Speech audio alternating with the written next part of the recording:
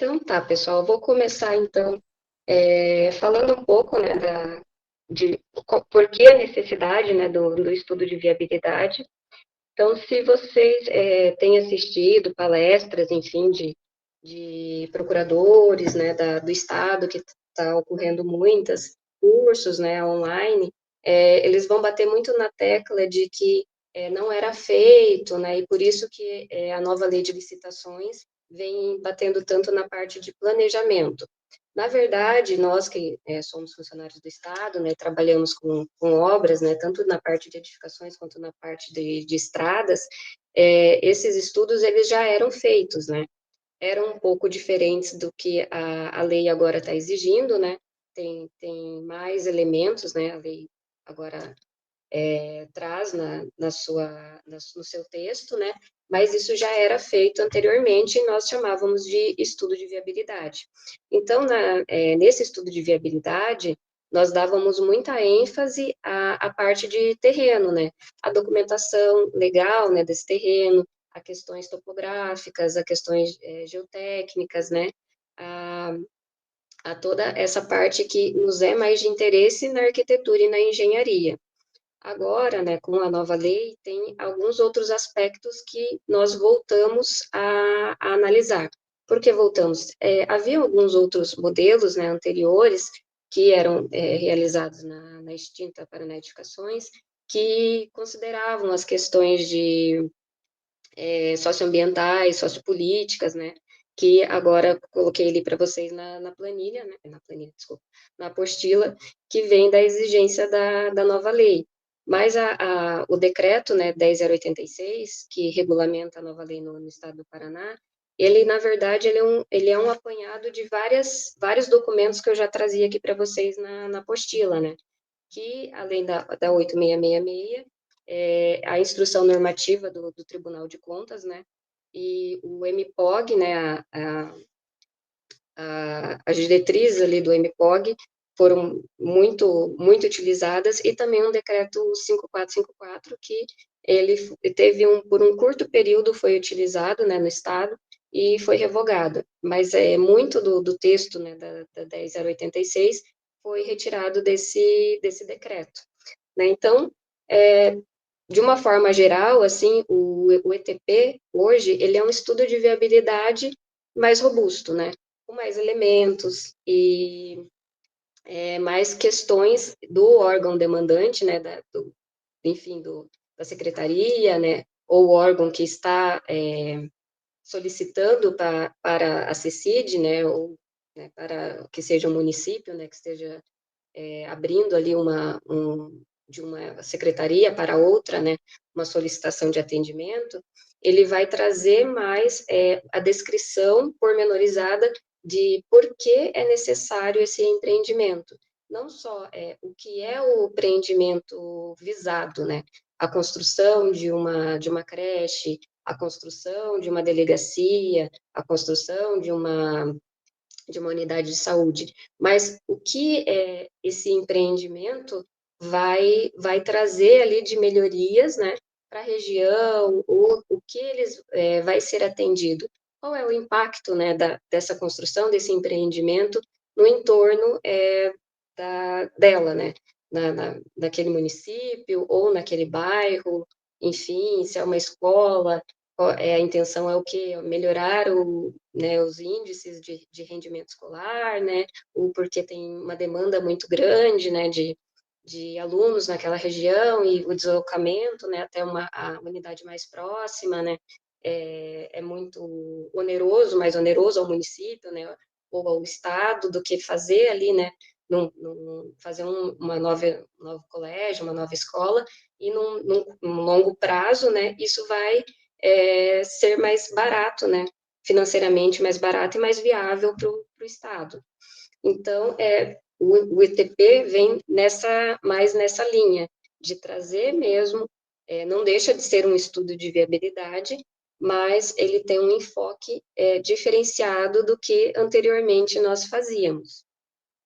Então, traz várias questões, né, de legislação, né, da 866, e também trouxe também questões da RDC, né, de uma forma geral, assim, o doutor Hamilton, né, já deu aula para vocês, já deve ter abordado muito bem a questão dos novos regimes, né, mas também dentro do estudo técnico preliminar, a gente já vai ter que ter uma certa abordagem de qual regime nós estamos pensando ali na frente, imediatamente à frente. Se é uma obra de maior porte, há como nós fazermos uma contratação integrada, isso vai se justificar, ou nesse primeiro momento não temos o recurso para fazer a obra por completo, mas assim, o estudo, a viabilidade total é ter uma delegacia, por exemplo.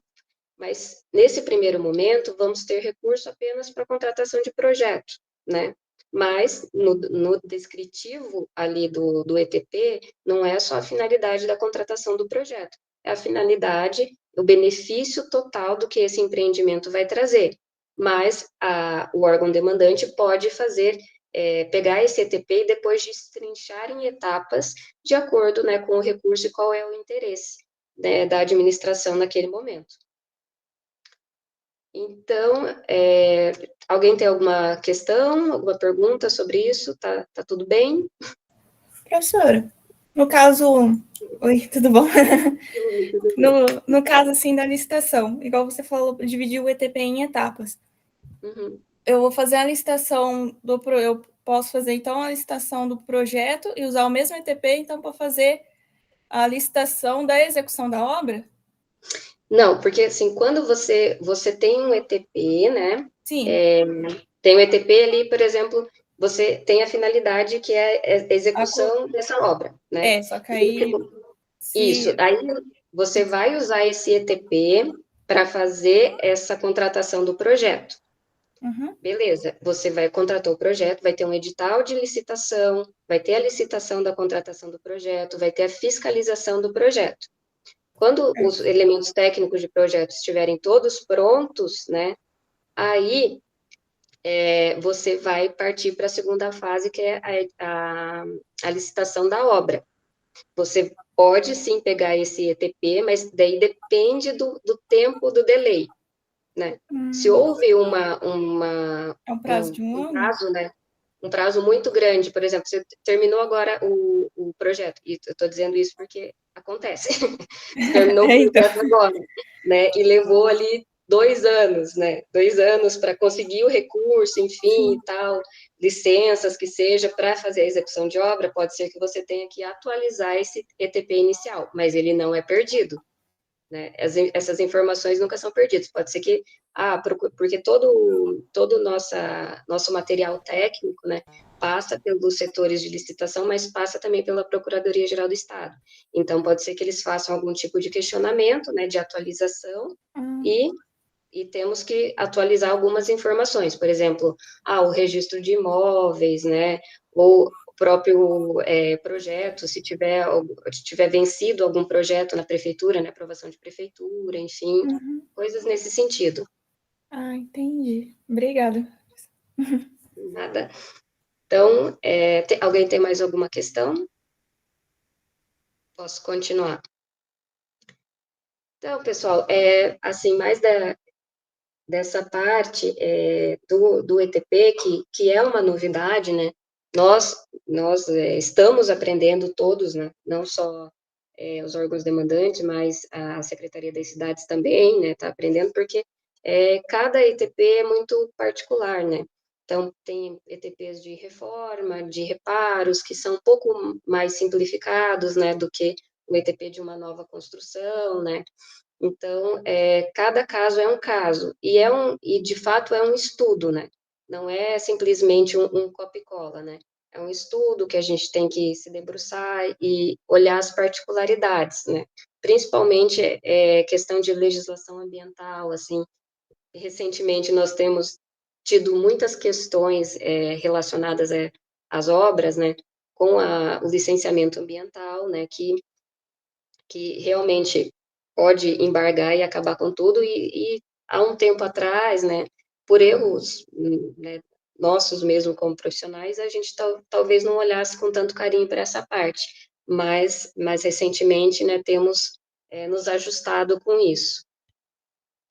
Então, dos aspectos gerais, né, então, o que é minimamente necessário, né, para o ETP, a descrição da necessidade, né, então, olhar dessa forma generalista do que é necessário para que esse empreendimento aconteça, onde, né, se deseja que esse empreendimento aconteça, né, então tem que ter o órgão demandante antes, né, de até mandar para a CECID analisar, eles têm que ter um terreno, desculpa, um terreno em vista, né? E um terreno que seja de propriedade do Estado, ou se não é de propriedade do Estado, que esteja a tramitação ocorrendo, né? E eles têm que nos provar isso, que ocorre a tramitação de cessão ou de doação ao Estado, né? Ou de compra desse terreno, porque, né, com isso, nós podemos dar sequência no ETP, mas quando chegar lá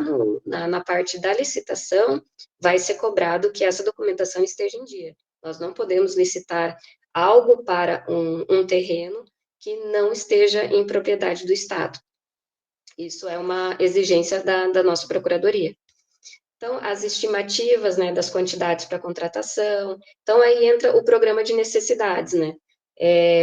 O programa de necessidades é uma parte técnica, né? Tem a parte, assim, quando você vai conversar com o órgão demandante, ele vai dizer, a gente precisa de 300 metros quadrados, por exemplo, e uma sala de reuniões, uma sala de administrativo, eles vão dizer bem genericamente o que eles precisam. E outros casos não, eles vão dizer muito tecnicamente, por exemplo, batalhões de polícia, né, corpo de bombeiros, eles têm as divisões muito regradas, né, dentro da corporação, então eles vão passar já esse fluxo muito bem estipulado para nós, mas eles não sabem estimar a questão de áreas, né, de quantos metros quadrados, então eles vão dizer quantas pessoas ali vão ocupar aquela sala, ou um auditório para tantas pessoas, e nossos arquitetos vão fazer essas estimativas para a gente chegar numa área total a ser construída, a ser projetada, né, primeiramente. E também, com relação a isso, nós vamos chegar numa estimativa também de valor, né, da construção por valor de metro quadrado construído, né, que nós temos de acordo com os nossos acervo, né, de obras, né, e tal, de orçamentos, né, então nós temos ali, por alguns tipos de obra, o valor de metro quadrado, mas em média geral é R$ 5.800 o metro quadrado, e as justificativas, né, se vai ter parcelamento ou não, né, até essa questão de, como a colega perguntou, né, Cristiane, se poderia ser parcelado, aí nessa questão da justificativa pode ser dito isso, de primeiro vai ser contratado os projetos e num segundo momento vai ser feita a contratação da obra, né, isso pode ser justificado nesse momento também. E o posicionamento conclusivo, de dizer assim, realmente, né, como eu falei, não deixa de ser um estudo de viabilidade, vai ter que ter um posicionamento de vantajoso, é melhor para o Estado, para o município, enfim, fazer essa contratação, né? Se nós tivéssemos algum imóvel vazio e fizéssemos uma reforma, um reparo, quanto isso custaria? Quanto essa obra nova vai custar 5 milhões? Então, tem que ter um certo cálculo ali de quão isso é vantajoso para o Estado ou não, ou assim, podemos alugar. É melhor alugar um outro imóvel, né? Se justifica isso? Em alguns casos, pode se justificar. Mas, por exemplo, um hospital tem tem todo um fluxo próprio, tem normas a serem cumpridas, né, e normas, né, de saúde, vigilância sanitária, que não é qualquer imóvel que vai se adequar a isso. Então, geralmente, nós temos que construir hospitais. Deixa eu ver aqui se tem mais algum ponto. Bom, gente, eu acho que de modo geral, acho que abordei várias questões. Tem alguma dúvida sobre isso que eu falei ainda ou outra que vocês estão enfrentando no trabalho, enfim, algo que vocês queiram esclarecer?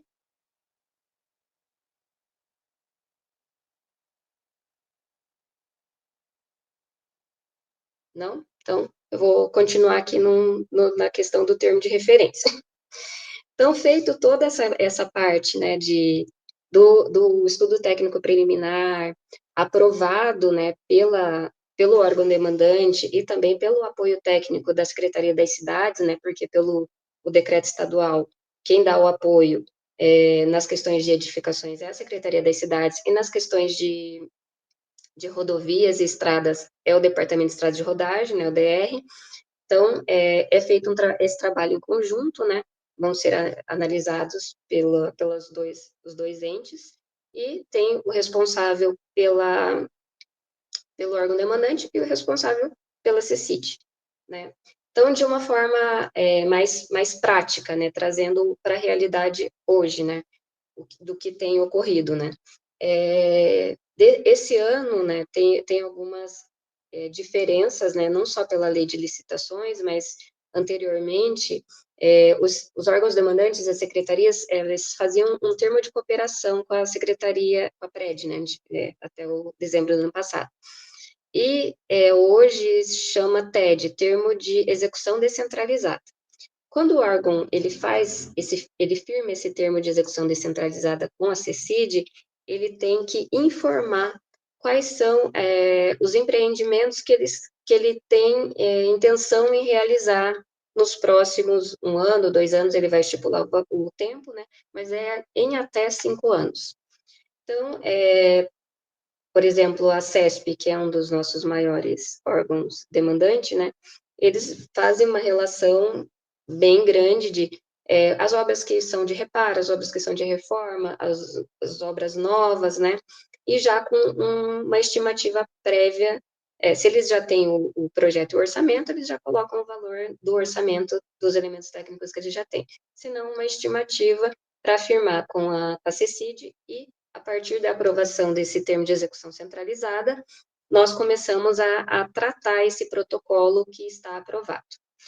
Tendo essa tratativa, vem o ETP. A partir do ETP aí aprovado, nós partimos para o termo de referência. O termo de referência, ele é uma parte muito mais técnica. Então, essencialmente os engenheiros, os arquitetos, os engenheiros eletricistas que vão desenvolver. Por quê? Ali nós vamos dar toda a especificação do que o nosso contratado, né, que vai ganhar ali a licitação e tudo mais, terá que nos entregar. Qual vai ser os elementos técnicos e qual o nível de detalhamento e que ele precisa atender.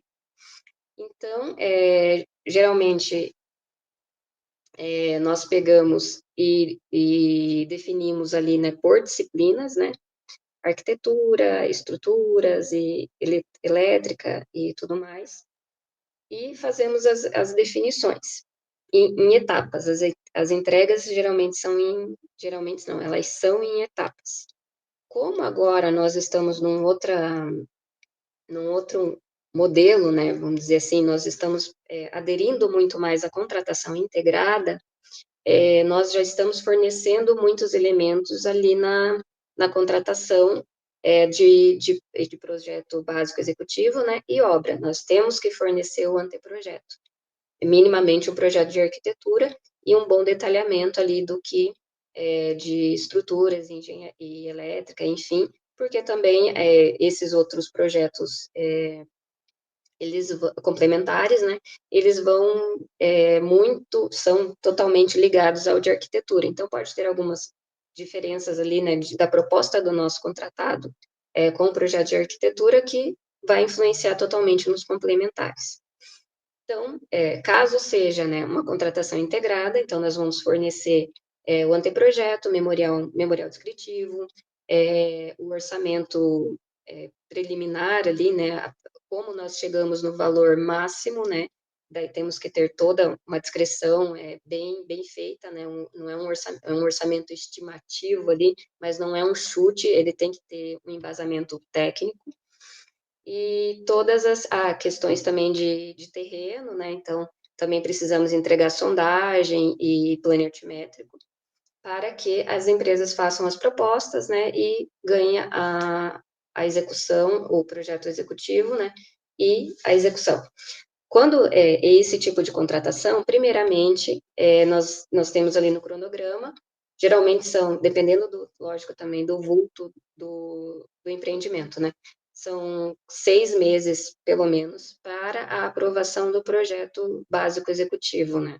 Então, nesse período, a empresa precisa fazer as aprovações junto à prefeitura, os órgãos ambientais, Sanepar, Copel, enfim, e após isso começa a execução. Então, temos ali, né, não vou entrar muito nesse mérito, porque daí é na próxima etapa a fiscalização, né, temos o fiscal de projetos e temos o fiscal de contratos. E assim vai até o final. Caso seja no método que estávamos mais acostumados, né, de primeiro fazer uma contratação de projeto, depois fazer uma nova licitação daí para a execução, né, da obra. Nesse caso, nós contratamos topográfico, sondagem, né, e depois o estudo técnico, o estudo preliminar, desculpa, o anteprojeto e o projeto básico e o projeto executivo. E são entregues em etapas, né, de acordo ali, nós utilizamos como critério as orientações técnicas do IBRAOP e as normas técnicas, né, que são a nossa base, porque também não adianta a gente também só utilizar o nosso conhecimento de dia a dia, né, porque não, a gente precisa que os projetos atendam essas normas e para que seja aprovado, né, porque assim, após, né, a aprovação e a execução, né, em qualquer momento, isso pode ser questionado pelo Tribunal de Contas ou pela própria PGE, mas quando é do Tribunal de Contas, o Tribunal de Contas ele se baseia muito nas normas técnicas. Então, eles fazem questionamentos de cálculo, de fundações, né, de estruturas, e até mesmo, às vezes, de acabamento. E, então, a nossa defesa, né, quando nós vamos nos justificar por alguma questão que foi aprovada, é toda baseada em normas técnicas. Então, passando ali para a questão do projeto básico, né, então, como eu citei, orientação técnica número 1 de 2006, e eu oriento vocês, assim, a ler todas as orientações técnicas do IBRAOP, que elas são muito boas, né, são bastante esclarecedoras, e elas são elaboradas pelos tribunais de contas do Brasil, né, é uma equipe conjunta de tribunais de contas de vários estados, e eles se reúnem, né, para fazer essas orientações técnicas. Então, nós seguimos muito, porque o Tribunal de Contas, né, de todos os estados, eles utilizam muito essas orientações. Então, vem a parte de desenhos, que tem as normas específicas de desenho, né, e tal, que, né, na próximo módulo eu digo, né, quais são as normas, para vocês estudarem tudo. Memorial descritivos, né, tem que ter, de todas as disciplinas, nós temos que ter os memoriais descritivos. As especificações técnicas tem que ter muito bem pormenorizado. Na lei anterior, né, na 866, mas a gente ainda, por pelo menos 2, 3 anos, nós ainda vamos utilizá-la para a fiscalização dos contratos, né, porque temos até o começo desse ano, né, e tivemos ali alguns casos de excepcionalização, que foram licitados na 8666, então nós vamos utilizá-la ainda para fiscalizar e para provar aditivo, enfim. Então, e as condições gerais de contrato, né, no caso específico, eu estou falando sobre contratos que foram firmados com a CECID, nós utilizamos para fiscalizar, e é sempre projeto, memorial descritivo e planilha orçamentária em ordem de importância. Então, se porventura o projeto não tem alguma informação que ficou dúbia ou não está muito clara, a orientação é que a gente procure no memorial descritivo. Caso isso não, né, ainda nem no projeto, nem no memorial descritivo, a descrição ali do serviço na planilha orçamentária. Mas a planilha orçamentária é a que tem menos força nesses casos, porque, segundo né, a Procuradoria-Geral, o orçamento é meramente orientativo, né? Projeto e memorial são os mais importantes, né, na leitura dos órgãos de controle. O cronograma, né? Então, quando nós vamos fazer o termo de referência, por exemplo, para a contratação de projetos, nós fazemos o cronograma seguindo essas etapas de entrega, né? Tem essa sequência lógica, né? Então, vamos dar 30 dias para a entrega do plano altimétrico, né, do topográfico, dos ensaios ali de geotécnicos, né? Ou 45 dias, depois eles, né, têm a análise do fiscal, enfim. Então, quando nós vamos construir esse cronograma, nós já temos que pensar lá na frente como nós vamos fiscalizar, para ter, né, mensurar e dar tempo hábil para a empresa, né? Não adianta colocarmos um prazo de 2 meses, isso é inexequível praticamente em quase todos os casos, e imagine em casos assim que precisa essa aprovação legal dos projetos legais ali com desculpa, com prefeituras e os outros órgãos, que eles têm uma certa morosidade, né? Tem prefeituras que são muito rápidas, tem prefeituras que não. Então, isso também, de certa forma, tem que ser considerado, nós não podemos trabalhar com prazos tão enxutos. Mas, se porventura houve, né, essa necessidade, pode ser aditado com a justificativa do fiscal, da empresa, dos motivos, né. O orçamento, ele começa mesmo a ser elaborado já ali no projeto, no projeto básico, né, quando já teve as aprovações anteriores, no projeto básico ele começa a ser mais descrito, porque é ali que os profissionais já vão conseguir ter a noção de quantitativo e da especificação também, né, dos serviços e acabamentos, enfim, que são necessários para fazer a planilha orçamentária. Utilizamos a tabela aqui, né, no estado, a referência à tabela da PRED, agora é CECID, né, que ela é baseada no SINAP, né, e nas questões de DR, né, questões rodoviárias, temos o ciclo. Na nossa tabela da PRED, antiga PRED, né, agora CECID, nós temos alguns poucos serviços de pavimentação, CBUQ e tal, mas é um valor muito mais baixo. Então, quando vocês forem fazer algum tipo de orçamentação, né, que tenha isso, provavelmente ali na questão de paisagismo, né, e pavimentação, e que não forem de paver, vão utilizar CBUQ, façam esse comparativo, né, se vocês precisam de uma camada mais espessa, porque o tráfego vai ser mais pesado e tal, eu oriento, é melhor utilizar a tabela do ciclo. Se é só mais um recapeamento, né, uma camada mais fina, o serviço que nós temos na tabela PRED, que ele é quantificado em metro quadrado, não em tonelada, como no ciclo, ele pode resolver. Mas fica aí uma sugestão para fazer esse comparativo. Então, diante de todas, né, essas definições que vão até o projeto básico, quando chega no executivo, o executivo é o detalhamento, né, a empresa vai fazer o detalhamento para facilitar ali, né, a execução, detalhes executivos mesmo, para a construtora que vai realizar. Isso, né, pensando na questão separado, né, de obra e projeto e obra separado. Quando agora, né, terminados todos esses elementos, aprovados, né, todos esses elementos técnicos de todos os projetos, memoriais, revisados pelos fiscais, aí a gente vai para a parte da licitação. Isso é encaminhado para a licitação, é aberto o edital, né, com esses elementos, fica lá para consulta das empresas, e depois vai para a execução de obra. Tá? Caso seja uma contratação integrada, daí nós temos essa parte do planejamento, essa parte que é ali de projetos e orçamento, ela é mais demorada porque ela tem que ser mais especificada, né, por nós, ela é mais definida. Agora, quando nós estamos contratando o projeto, nós temos essas especificações, né, mas é mais para, assim, para sabermos o que, para sabermos não, para definirmos o que a empresa tem que nos entregar. Eu vi aqui que alguém fez uma pergunta, mas ela sumiu. Deixa eu ver.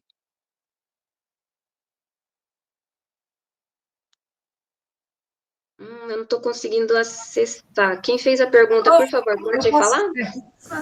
Ô, professor, desculpa, mas eu podia responder depois, eu não queria cortar a explicação. Não, é só uma dúvida referente à tabela de referência da PRED, porque ela não é disponibilizada mensalmente como o SINAP. Aí eu queria saber o porquê, porque às vezes precisa atualizar orçamento, né? Alguma coisa assim. Tá, essa pergunta é muito boa, por quê?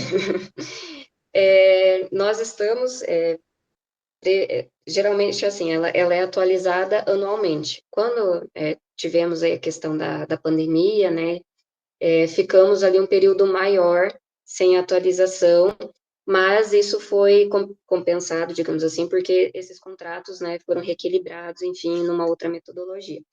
Mas o intuito é que a tabela PRED, né, seja atualizada a cada 6 meses. Mas por que nós não utilizamos o SINAP, né, que ele é mensalmente, né, enfim, na verdade, ele acho que são 4 vezes, mas por que nós não utilizamos? Porque por conta da morosidade do trâmite, né? Quando nós temos a tabela vigente, né, por exemplo, a tabela vigente, nós já temos alguns projetos aprovados, né? E a empresa pegou a tabela vigente, fez o orçamento todo naquela tabela vigente. Chega nessa questão que eu falei de, vai lá para o órgão demandante, o órgão demandante não tem o recurso, né? Demora ali, por exemplo, 3, 4 meses, né, para conseguir o recurso, para daí encaminhar para a nossa licitação. Quando chegasse ali na nossa licitação, eles iam devolver, porque precisaria atualizar novamente. Se fosse a questão do SINAP, né? Como nós temos uma atualização um pouco mais longa, né? 1 ano, mas estamos tentando mudar para pelo menos 6 meses, quando chega, mesmo com esse delay aí de 3, 4 meses, em que o órgão demandante precisou, né, para conseguir o recurso, o AMCO, o recurso junto à Cefa, quando chegou ali para a licitação, ainda estava vigente, ainda está na tabela pré-vigente, né? Então, não vai retornar. Como a nossa mão de obra no estado, ela é escassa, se nós pegássemos essa tabela da SINAP e com uma atualização muito contínua, nós não íamos conseguir dar conta de ficar atualizando os orçamentos. Alguns nós atualizamos por índice, né? Mas, assim, não são todos os órgãos que, quando eu estou falando órgãos, são os órgãos que financiam, né? Por exemplo, a Caixa. A Caixa não aceita atualização de orçamento por índice.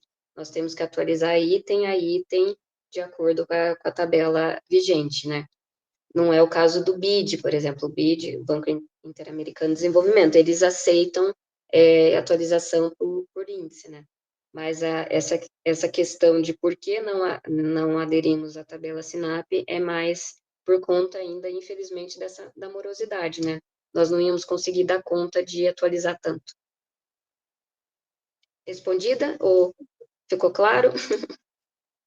Ficou, professora. Obrigada.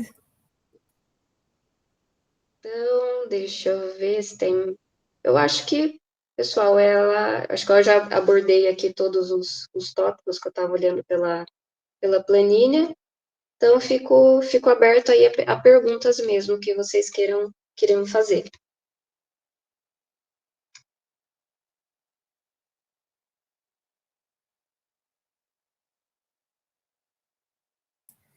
Professora, só para avisar, acho que na atividade da palavra cruzada parece que tem algum probleminha com as palavras na hora de inserir, aí acaba, né, dando errado. Aí pediram para avisar se tem como arrumar ou como pode fazer. Pode deixar que eu olho isso, Cristiane. Pode? Ah, tá bom. Aqui, assim, a professora manda para a gente as atividades, e aí o NUTEAD, que é quem faz toda a parte da programação, organização, eu vou pedir para verificarem. Vou dar uma olhadinha e aí eu peço para arrumar. Obrigada Tá bom. pelo aviso. Obrigada.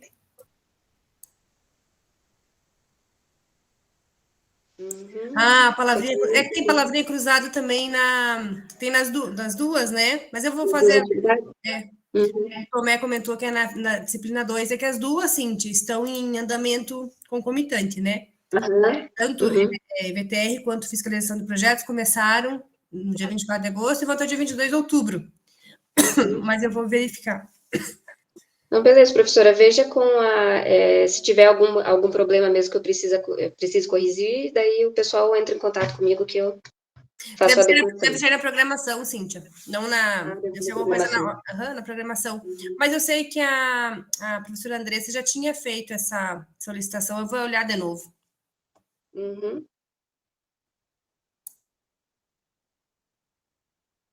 Mas sobre o assunto, pessoal, né? Sobre EVTR, vocês têm mais alguma questão? Aproveitar aqui o conhecimento da professora Cíntia no tema, na experiência dela. O pessoal tá tímido hoje. Não só hoje, em quase todos. Hoje. Acho que eles gostam tanto da distância que não querem mais conversar. Quando tem interação assim, daí já não tô afim.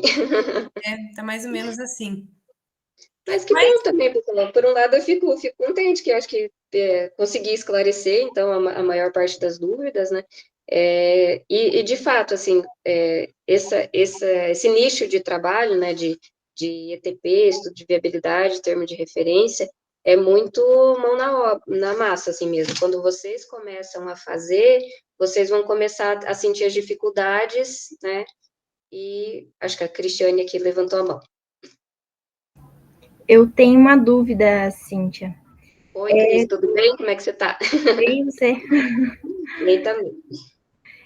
Com relação à atividade 3, ela fala ali que o terreno de interesse, ele não está na propriedade do Estado, ele está como propriedade do município, da prefeitura. E daí pergunta assim, diante desta descrição, qual seria a primeira solicitação a ser feita? Seria a solicitação de transferência do imóvel do município para o Estado, né? Ou que nem essa questão que você falou ali, antes provar para o órgão ali que tá fazendo ali o estudo de viabilidade, que está em processo de tramitação de transferência, é isso? Exatamente, você já deu a resposta. É que eu estava na dúvida se seria isso mesmo. Exatamente, quando tem essa questão do município, está em nome de outro, né? Porque se nós Estado, construímos num terreno que é de propriedade do município, essa edificação é do município. Então, a não ser que isso seja algum tipo de acordo, mas isso tem que estar por escrito, né? Então, sempre nós vamos pedir essa documentação de doação, de cessão, de tramitação, às vezes os municípios fazem leis ordinárias, né, para doação desses terrenos para o Estado, enfim, enquanto está em estudo ainda, né, nós podemos aceitar essa documentação, mas quando for para a licitação da obra em si, já tem que estar isso ajustado, o terreno tem que estar no nome do Estado. Ah, entendi. Obrigada. De nada.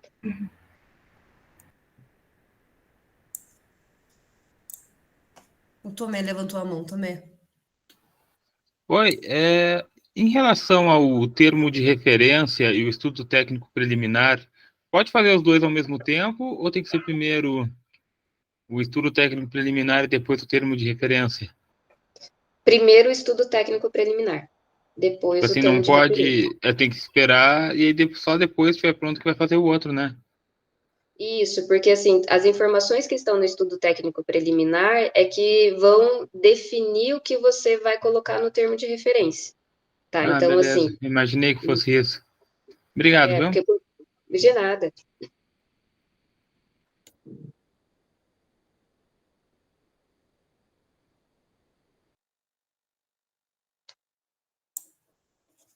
Se nós não tivermos mais nenhuma questão, Cíntia, eu acho que a gente pode, né? Ah, foi lá mais uma perguntinha. Vamos ver. Colocou assim, professora, a Bianca entrou um pouco depois. Ela fez uma pergunta assim, não sei se essa questão já foi abordada, mas eu fiquei com um pouco de dúvida com relação a ETP e o estudo de viabilidade. Você começou falando sobre isso, né? E ela chegou depois. Isso mesmo, Bianca. Assim, está escrito estudo de viabilidade, né, como na apostila e na ementa, porque já era a ementa do curso, né? Até falei no começo, na próxima edição a gente já vai mudar para estudo técnico preliminar. Então, sim, eles são basicamente a mesma coisa, né? Antes eu fiz essas complementações na apostila, né? Porque nós chamávamos de estudo de viabilidade. Hoje, nós chamamos de estudo técnico preliminar. Mas, para um estudo de viabilidade ser um estudo técnico preliminar, tem algumas informações novas, né? O estudo técnico preliminar ele é mais robusto que o estudo de viabilidade, porque nós seguimos agora a nova lei de licitações e o decreto.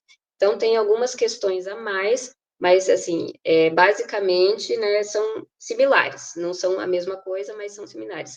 O ETP veio substituir o estudo de viabilidade.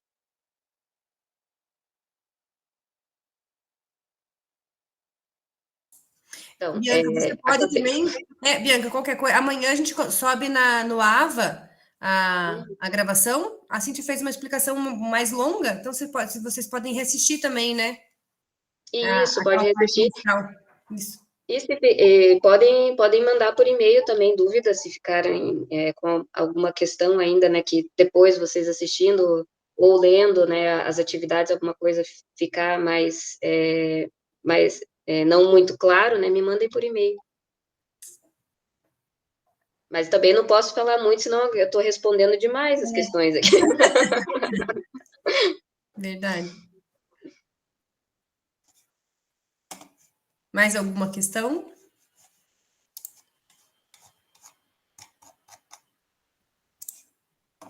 Então, não tendo, agradeço novamente, Cintia, a tua disponibilidade. Daqui 10 dias a gente vai ter outro encontro, né? No dia 10, acho que é a de fiscalização de projetos. Eu acho que é dia 3, professor. 3? Então, amanhã tem outra, que eu tenho duas ênfases agora acontecendo simultaneamente, mas a gente vai ver lá o cronograma. Deixa eu olhar aqui para... Obrigada, Fábio. Obrigada. Fico feliz em saber que eu pude contribuir com vocês aí no conhecimento e um pouquinho da minha experiência, porque ainda também tenho muita coisa para aprender, né? O aprendizado é contínuo, mas eu fico feliz porque essas duas disciplinas, elas são muito particulares da secretaria que eu trabalho, né? Então, provavelmente seja muito difícil vocês encontrarem algum outro curso, né? Alguma outra pós-graduação que venha abordar isso. Cíntia, tá dia 10 agendado aqui, mas a gente vai depois conversar. Naquele momento que você conversou com a Andressa, ficou dia 10, mas se você também precisar mudar, a gente atualiza. Dia 10 é uma terça-feira. Que eu tinha me programado para terça agora, mas a gente conversa depois, qualquer coisa. O Antônio ali levantou a mão, pode dar no TEAD. Dia 3. Então tem que arrumar lá na página lá do AVA, tá? Dia 10? Uhum. Então foi digitado errado. Acho que foi digitado errado, que eu tinha pedido datas próximas, assim. Então, nós vamos atualizar lá no AVA, tá bom? Então, dia 3 mesmo, né? Então... Sim, deixamos a tua disponibilidade. Até porque, assim, sendo de noite, né, os alunos sempre estão no contraturno da residência, né? Uhum. É uma data que eles de noite conseguem se adequar também. O mais importante é a tua agenda como professor tem que estar, né? Não, mas eu tô de férias do meu trabalho oficial, né? Daí tá mais tranquilinho até para mim. Então, a Estela colocou que no AVA para ela aparece dia 3. Enfim, para mim tá dia 10. Mas não tem problema, a gente vai verificar isso também. Então, obrigada novamente, Cíntia, pela disponibilidade. Eu quero dar um aviso final só para os alunos, não sei se você quiser sair ou quiser esperar, é um aviso bem rapidinho para deixar gravado. Então, para os que estão aqui presentes, eu vou fazer um aviso, né? Vou aproveitar a oportunidade, né? Tem uns 20 online, caso tenha alguma dúvida, a gente já consegue sanar, mas eu vou deixar um aviso na Secretaria Virtual. Vocês vão observar que nas disciplinas que estão em execução e nas que já passaram, a porcentagem de execução da disciplina, que era de 100%, ela retornou para uma porcentagem menor, que não de 100%. Por quê? Porque a gente incluiu como obrigatório vocês fazerem a pesquisa de avaliação ao final de cada disciplina. Isso já estava lá, então era desejável que todos, ao terminar a disciplina, né, ao olhar lá todas as abas, vocês vão observar que é a última pesquisa de avaliação.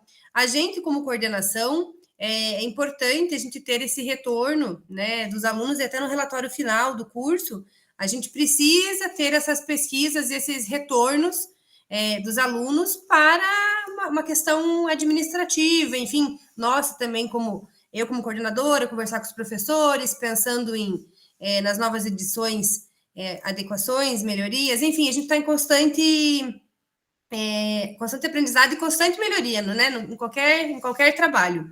Então, o que eu peço para vocês é que todos, agora é obrigatório, né, para fechar a porcentagem, ao final de cada disciplina, respondam a pesquisa de avaliação. É uma pesquisa rápida, enfim, para vocês avaliarem disciplina por disciplina, e no final do curso tem uma pesquisa de avaliação do curso como um todo. Mas isso do curso como um todo vai ficar lá para o ano que vem. Então, é esse aviso que eu queria passar para os alunos. Então, uma boa noite a todos e até a semana que vem. Boa noite, pessoal. Até semana que vem.